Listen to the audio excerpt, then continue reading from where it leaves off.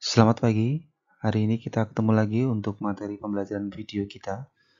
Hari ini kita akan belajar mengenai sistem manajemen database, yang mana ini akan sangat berguna sekali untuk materi yang akan saudara gunakan untuk pekerjaan di bidang akuntansi ke depan. Database atau DBMS, kita menyebutnya, adalah suatu pengorganisasian sekumpulan data yang terkait untuk memudahkan aktivitas untuk memperoleh informasi. Nah, jadi kesimpulannya, seperti yang kita bahas kemarin, saudara, kita mempunyai data seperti yang kita simpan dalam lemari. Nah, untuk memudahkan dalam memilih file yang ada dalam lemari, kita memerlukan sebuah filing atau tempat. Untuk apa? Untuk memudahkan file-file yang ada di dalam lemari tersebut bisa kita pilih berdasarkan aktivitasnya, berdasarkan jenisnya. Nah, sistem penyimpanan dan pengorganisasian ini kita namakan Database Management System.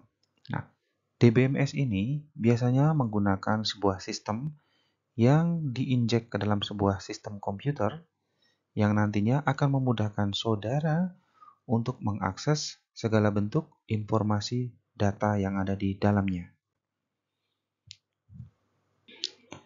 Jadi seperti yang kita ketahui bersama, DBMS ini adalah sistem atau perangkat lunak, yang mana perangkat lunak ini akan memelihara, mengontrol, dan mengakses semua sistem yang ada di dalam komputer saudara. Nah, untuk memudahkan dan dapat mengakomodasikan berbagai macam yang dibutuhkan oleh user, kita harus bisa memahami apa yang dimaksud dengan DBMS ini. Nah, untuk lebih lengkapnya akan kita simak di slide berikutnya. Untuk lebih mengenal DBMS, kita akan lebih baik untuk mengenal fitur-fitur dulu. Nah, fitur-fitur ini ada beberapa macam yang bisa saudara pelajari. Pertama dari sistem independensi hingga ke perangkat produktivitas. Nah, tentunya dengan adanya fitur DBMS yang mana mengutamakan keamanan, sehingga membuat user ini menjadi lebih aman. Sama halnya ketika saudara akan menyimpan sebuah file atau menyimpan sebuah berkas ke dalam sebuah lemari.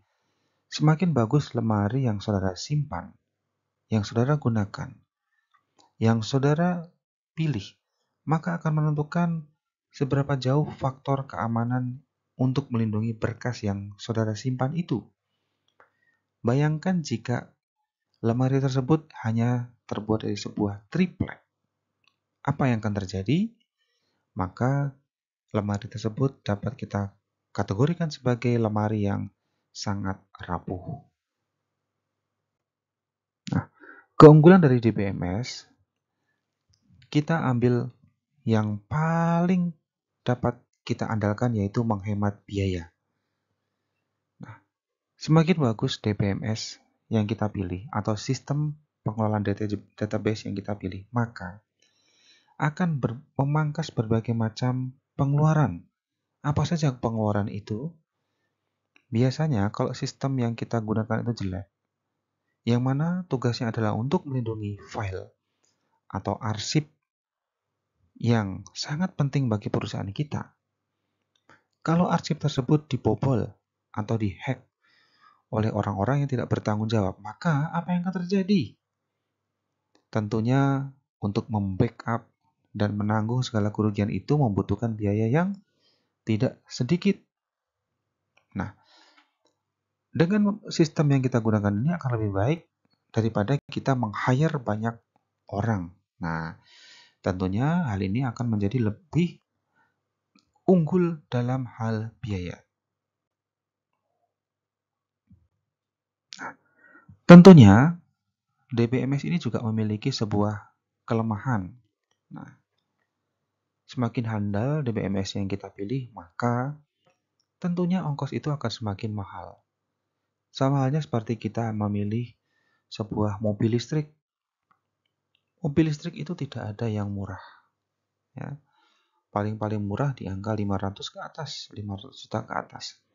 Tapi setelah kita memilih mobil listrik tersebut dengan pilihan harga beli yang mahal, biaya maintenance, biaya pajak tahunan jauh lebih murah dibandingkan kendaraan yang menggunakan bensin. Nah, sama halnya dengan DBMS ini, semakin mahal sistem yang dia pilih, maka tentunya ke depannya dalam hal pengelolaan dan pengoperasian, dalam hal melindungi dan memfiling manajemen data kita, maka menjadi lebih mudah dan murah karena dia sudah sangat bisa menghandle segala macam pekerjaan yang dilakukan oleh banyak orang hanya menggunakan satu sistem. Nah, terkadang DBMS ini juga membutuhkan sebuah hardware dengan spesifikasi tertentu. Misalkan, semakin bagus dan semakin canggihnya DBMS tidak bisa diinstal ke dalam sistem komputer atau laptop yang mungkin skala untuk pelajar. Jadi tidak bisa ya. Karena dari sisi RAM dan memori mungkin tidak bisa mengcover sistem DBMS. Jadi harus menggunakan spek komputer yang higher. Artinya ya kita biasa menyebut dengan spek dewa lah. Nah, biasa ada di komputer jenis ROG juga atau mungkin untuk komputer yang Core i7 ke atas. Ya, Core i7 ke bawah juga bisa dipaksakan, cuma nanti hasilnya akan sedikit lambat dalam pengoperasian yang ada di komputer saudara. Nah, kita lanjutkan lagi ke slide berikutnya. Komponen database, ya, lingkungan database, itu mencakup beberapa ya. Selain membutuhkan hardware, tentunya juga membutuhkan orang. Orang apa yang dimaksud adalah orang yang berkompeten dalam membidangi sistem di belakangnya atau servernya. Apa yang terjadi kalau orang yang kita tugaskan sebagai seorang server tapi tidak tahu sama sekali tentang sistem database? Nah, untuk itulah saat ini saudara sebagai mahasiswa akuntansi secara khusus, saya sarankan tidak hanya belajar mengenai akuntansi saja. Saudara saat ini harus belajar berbagai macam yang ada di luar akuntansi. Kalau hanya belajar akuntansi saja dan besok saudara dengan PD-nya melamar di dunia kerja, sungguh sangat rugi, ya. Karena apa? Kita dituntut untuk tidak hanya menguasai di bidang akunting saja. Minimal saudara mengetahui apa yang dimaksud dengan database, alur database, DBMS. Jadi, biar menjadi wisudawan yang high quality gitu loh. Nah, jadi ya untuk saat ini mulailah belajar sedikit-sedikit materi-materi di bidang di luar accounting.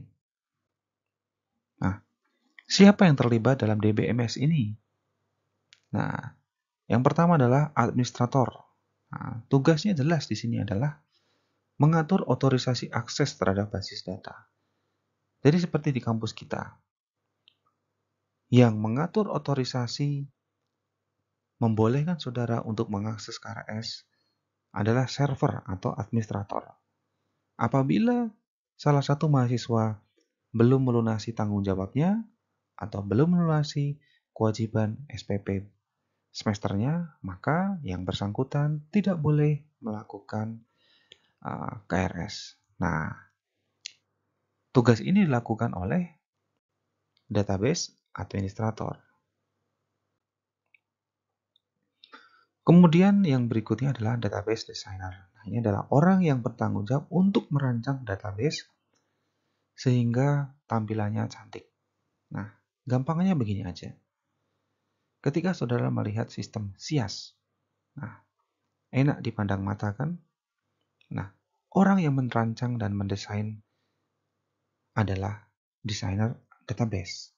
Nah, jadi seperti yang saudara lihat dalam sistem SIAS, ada suatu sistem yang hanya dibolehkan untuk mahasiswa, dosen, kemudian bagian keuangan, dan mungkin bagian administrasi.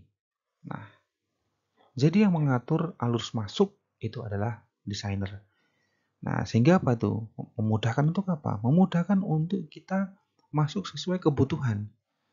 Jadi buat apa mahasiswa masuk ke dosen kan memang tidak ada hubungannya.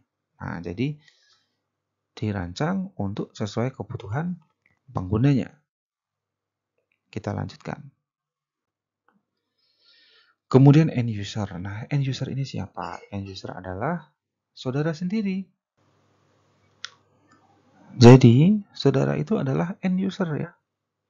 Nah, jadi bagaimana kita sebagai end user bisa menggunakan DBMS? Nah, jadi memang tugasnya administrator, desainer, itu harus bisa menyesuaikan dengan siapa yang nanti akan menjadi penggunanya.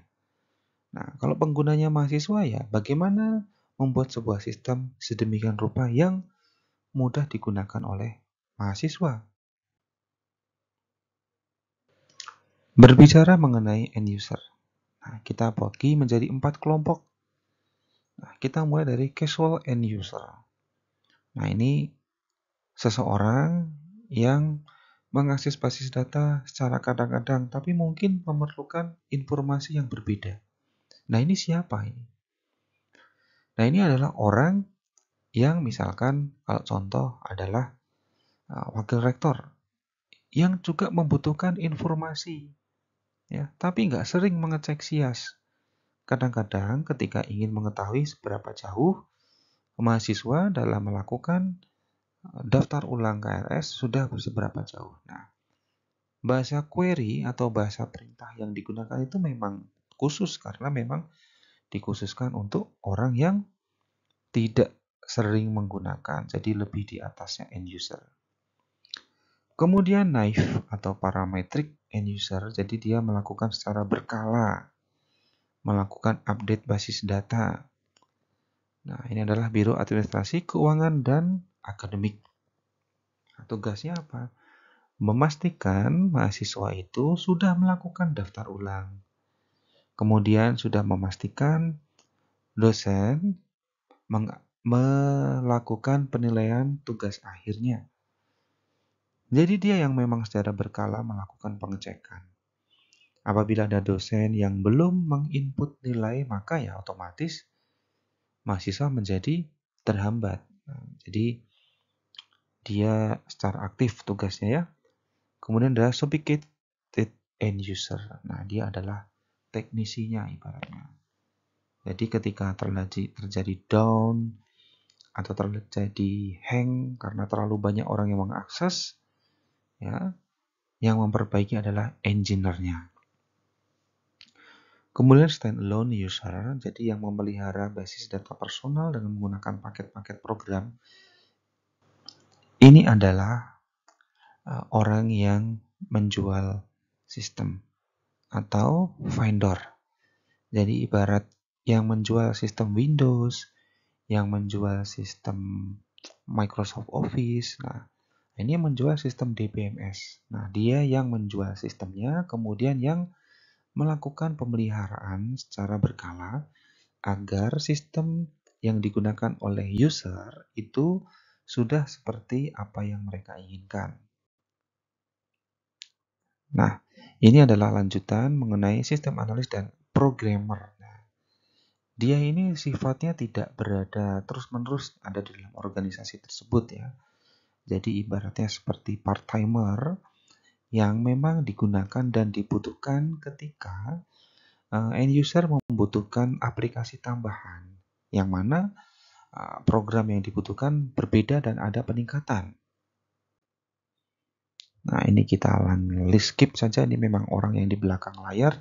Tugasnya memang seperti engineer, jadi ini designer, tool, dan operator. Jadi memang dia ada di belakang seperti engineer. Tugasnya hampir-hampir sama dengan bidang yang sedikit berbeda tergantung job desk-nya. Kemudian bahasa dari database, ini kita acap kali menggunakan bahasa DDL atau Data Definition Language. Nah, ini ada di mahasiswa Vkom ya, jadi kita tidak terlalu detail dalam membahas bahasa database. Nah, kita skip. Nah, ini yang harus saudara kerjakan untuk tugas mingguan saudara ya, silakan dibaca. Dan nanti seperti biasa tugas tersebut bisa saudara kumpulkan di meja saya minggu depan dari sejak tayangnya video ini ya. Nah, jadi seperti yang saya sampaikan tadi, tugasnya tolong dikerjakan dalam waktu 1 minggu dari sejak video ini tayang ya. Tugas bisa diketik menggunakan komputer dan dicetak ke dalam kertas A4 dan nanti dikoordinir oleh ketua kelas.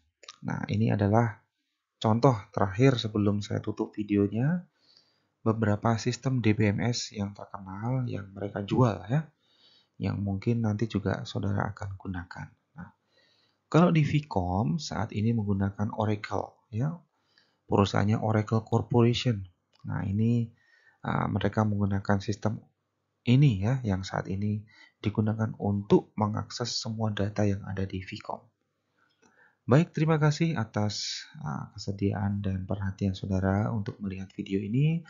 Semoga bermanfaat dan semoga berguna untuk pengetahuan saudara ke depannya. Terima kasih, saya tutup. Wassalamualaikum warahmatullahi wabarakatuh.